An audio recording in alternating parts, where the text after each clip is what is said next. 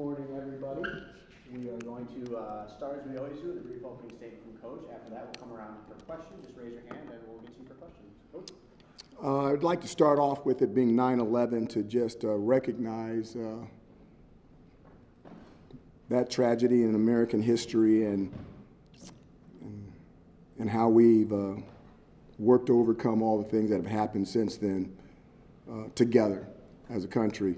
One of the things that we've done in this program for a long time that we have not alerted everyone else to, but I'm going to alert you to now, is that our football team, not everyone, but our football team, the newcomers, every year for 9/11, we have what we call our annual 9/11 plate push, and we actually plate push 3,000 yards as a team. 1 yard for every life, 2,977 lives lost in that tragedy. So it's something that we do with a great amount of pride and honor, and for the most part, everybody on our football team has done it, including some of the coaches. So I like to just close on that note to let you guys know how much that's affected us and how it's still a part of us. From the game last week, offensive player of the game was Garrett Schrader. Special teams player of the game was Brady Denenberg. And defensive player of the game was Leon Lowry. So with that, I'll open it up to questions. Questions? Start with that one in front. Dino, do you have any update on Rondé Gaston, what's going on with him, and what the timeline might be for him recovering from his injury? Medical staff will see him again later on this afternoon because they work normal jobs and they don't have a chance to get here until after 5, so I won't have any updates on those guys until during the week. I'm assuming he did x-rays in the locker room. I think that's pretty standard during the game. Did that show a break or anything like that? That's kind of personal information, so that's something that I normally would not let out. Questions? Brett? Coach, Donovan and Garrett in post-game mentioned on Saturday that play is something they work on every day. You know, when you see that as a coach, things that you see every day that we don't play out in a game, what's that experience like? You understand that how many plays was in that game? Close to what? Tell me, 180, 170 every snap? And you just asked me about one play and I'm supposed to pull it up? Scramble drill. I know. I remember the play, but you got to be a little bit more specific than that. Yeah, we work on it every day. It's something that we've been working on since the very first day that we started. How has Donovan risen so fast as a younger player? He works hard at practice. Donovan has a very, very high motor. He enjoys the game. He likes to talk, and but he practices the way he plays. So it's one of those things where you think that you know what he's going to do, but you got to get him in the game and see if the lights are too big for him. And it seems like right now that maybe the lights are not too big for him, that he can do exactly in the game what he does on the practice field. Jesse Fentani? Dino, you mentioned Leon Lowry getting the defensive game ball. Just what have you seen from him through the offseason and fall ball, the first 2 weeks of the season, for him to set himself up for a successful season here in the game? I think the biggest thing about Leon is he changed his body. You know, once again, when you're around a whole bunch of football players, they all lift weights, they all lift, and they all run, and then all of a sudden, somebody that you've seen a lot of looks different, you know that they're working out as hard or harder than everybody else. The first thing that jumps out that's different from Leon from last year to this year, that is he physically has changed his body. Coach, do you expect we'll see some returning faces on the O-line this week? Joe Moore, Kalen Ellis? You know, I hope so. We need all those offensive linemen. I hope to get some of those guys back. And does the David Waller ball, is that kind of the same thing as Gadsden? You're waiting on some info this afternoon? I've got to wait for the final information to see what's going on with him officially. Chris and Ray? You guys have rotated the defensive linemen pretty evenly, sort of in terms of snaps the first couple of games. Is that something you want to do intentionally just to keep them fresh, or would you like to see a couple guys emerge and play more than the majority?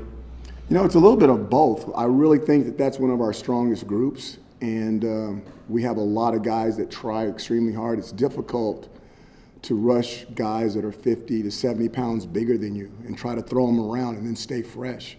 So the more of those guys you play, normally the better your defense is. And as you get up in some of those higher ranked teams, you'll see that some of the biggest difference in their teams and other teams is how many defensive linemen they play and how many good defensive linemen they have. Coach, so just based on any film you've watched so far. Any film? Purdue's quarterback, Hudson Card, what are you expecting to see from him, and how does that differ from Aiden O'Connell last year? First of all, I'm not going to compare players, but I can tell you right now, Card is good. I mean, I'm watching him, and it's one of those things. You watch a guy, and you go, or you watch a guy, and you go, dang. Okay, when I say dang in the Big Ten, I get a 15-yard penalty for cussing, I guess. That's what happened last time in the Rutgers game. But the guy's good. There's no doubt about it. He will be the best quarterback we've faced so far. Coach, kind of building off of that, lots of new faces on this Purdue squad, but also a lot of key pieces from last season leaving the team. Does that make preparation for this week easier or harder?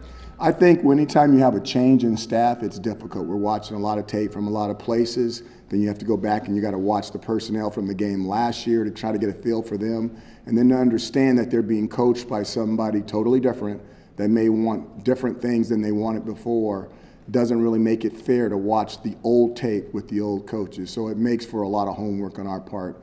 But it's going to be a brand new deal for us. We can't base it off of last year. Henry and Michael. I guess on top of that, what do you remember from the winning drive last year against Purdue? What was your reaction when the trigger through the pass against the game? A lot of penalties.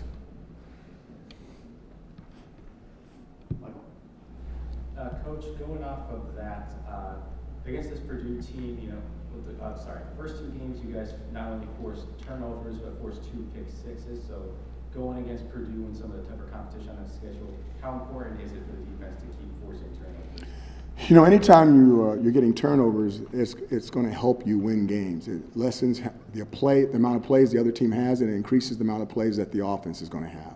So that's going to be a big thing. Turnovers, special teams, penalties, playing a clean game, those are all the things that's going to win the games that we've got coming up right now. Emily, then Jesse. Sticking with the pick sixes, I'm just curious for a little bit of a breakdown from you with Jason Simmons' huge run there. Like, what set that up? What made that happen from watching film? Those guys practice that. I mean, the first block was a defensive special teams technique that Marlo Wax, the team captain, uses, and then I can't remember the second block. I want to say Cinco, I'm not sure. But again, you guys get the right name. I might be wrong with Cinco. I know I'm right with Marlos. But then he uses a special teams technique once again where he doesn't throw the block. He just puts his body between him and the ball carrier. And if the offender, who turned into a defender, tackles him, then he's just given up his body for the family. And then once he got past that wave, he really picked up some blocks from the D-line.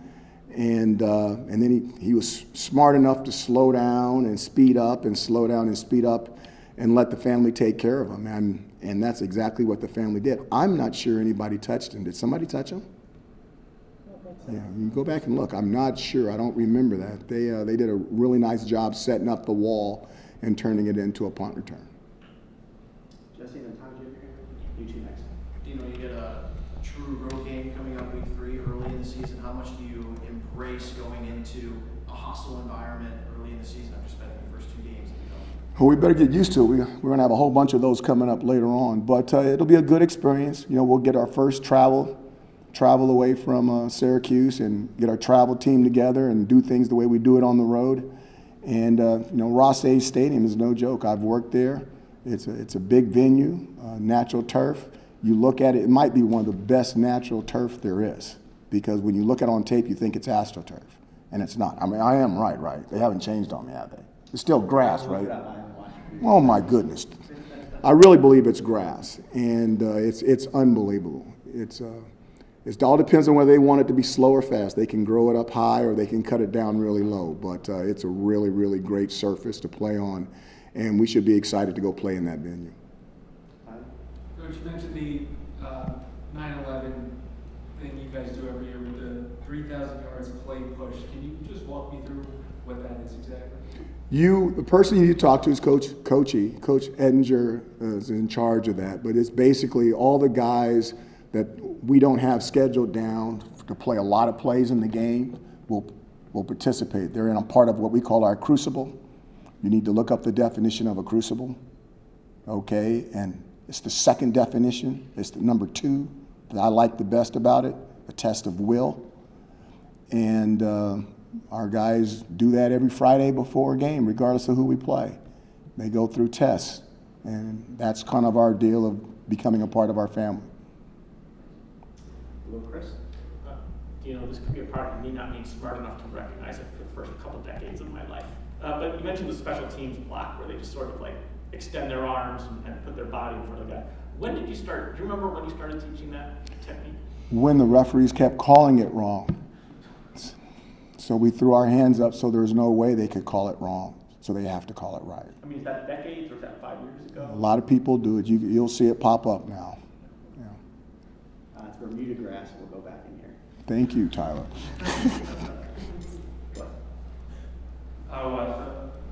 Yeah, you. Sorry.